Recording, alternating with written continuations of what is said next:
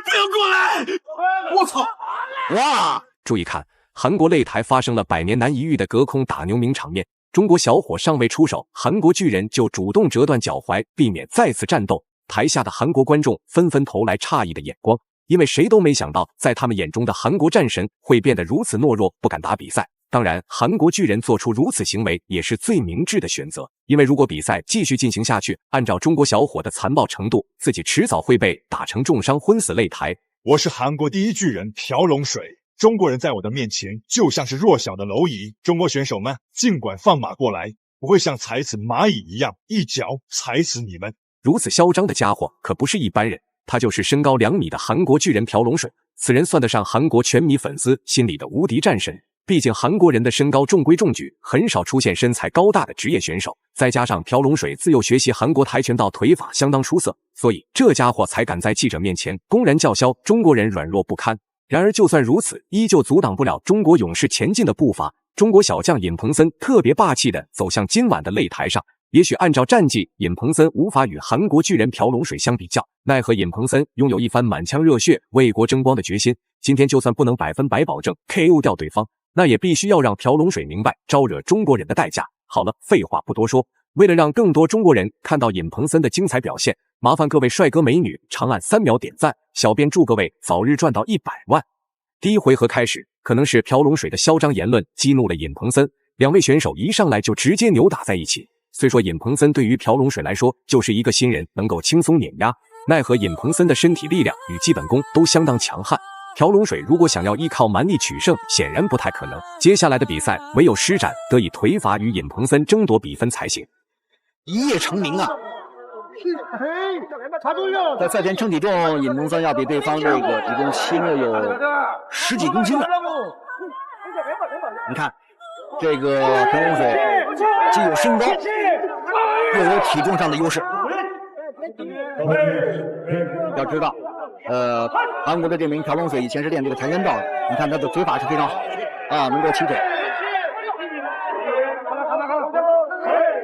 而这个尹鹏森也是在我们武林风，在这个大级别当中是一名后起之秀。在中远距离对峙上，朴龙水或许可以施展跆拳道腿法压制尹鹏森，可是，一旦来到内围拼拳换脚，朴龙水就瞬间变得老实起来。毕竟朴龙水本人的拳法相当拉胯，直接双方距离过近，完全只能沦为待宰羔羊，频繁挨揍。故此，朴龙水才会如此抗拒的让尹鹏森接近自己。裁判也在一旁添油加醋的阻拦两位选手谨慎缠抱。这个力量上的优势，而且对方练过这个跆拳道，有腿法，那么尽量要逼进去。对，我们看到很多的韩国美女在现场，都为他们的哥哥叔叔们在比赛当中那种一种紧张的情绪啊所感染。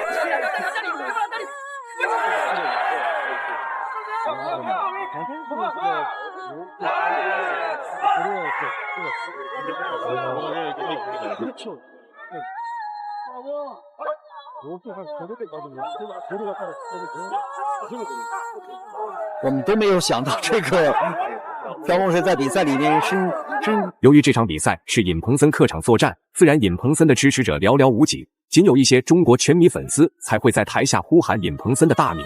不过这并不能代表朴龙水能够拥有绝对实力，毕竟尹鹏森可是散打领域闯荡了5年之久。然而朴龙水则是跆拳道半路出家参加的搏击比赛，双方选手真要硬刚起来，尹鹏森丝毫不需对手。我们看到尹鹏森的这个右侧肋部被这个朴龙水已经踢出了一道血印，从这点可以看到这名练跆拳道的选手他的力量有多大。尹鹏森较大近战，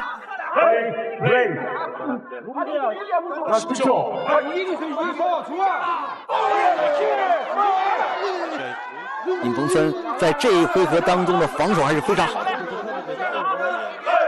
比赛来到第2回合，不得不说，朴龙水这家伙虽然身材庞大，可是速度一点都不弱，不是在擂台上来回移动干扰尹鹏森的比赛节奏，要么就是打出难度比较高的高扫踢攻击尹鹏森上盘。从这里就说明朴龙水多年以来的跆拳道生涯并没有荒废。尹鹏森在对峙期间也需要注意对方的腿法进攻，一旦命中，就算没有被 KO 也会受到不小伤害。尹鹏森在今天的比赛里面可以说是有一股子虎劲儿，有一股子虎力。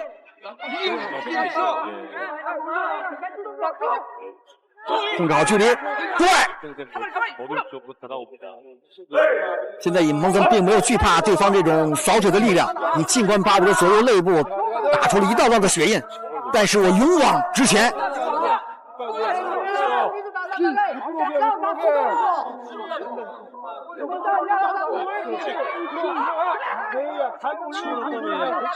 朴龙水也有他致命的弱点，就是有身高，他光利用这种，觉得我这种。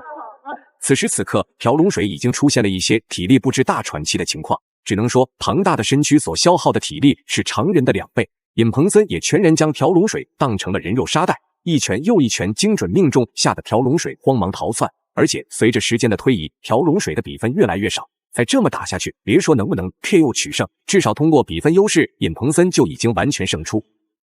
太明显了。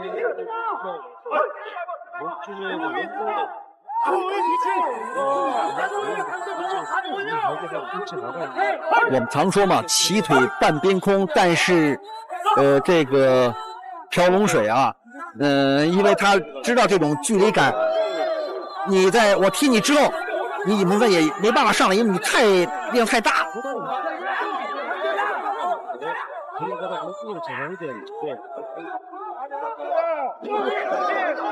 鹏森打得非常有耐心。一扫带拳上钩，在拳法上这是尹鹏森的优势。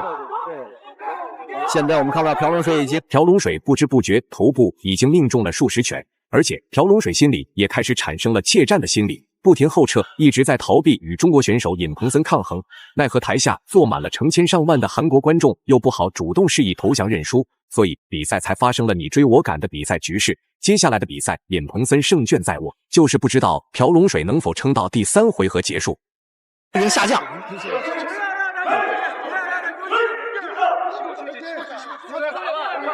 再来！我们现在看到场裁判怎么突然终止比赛了？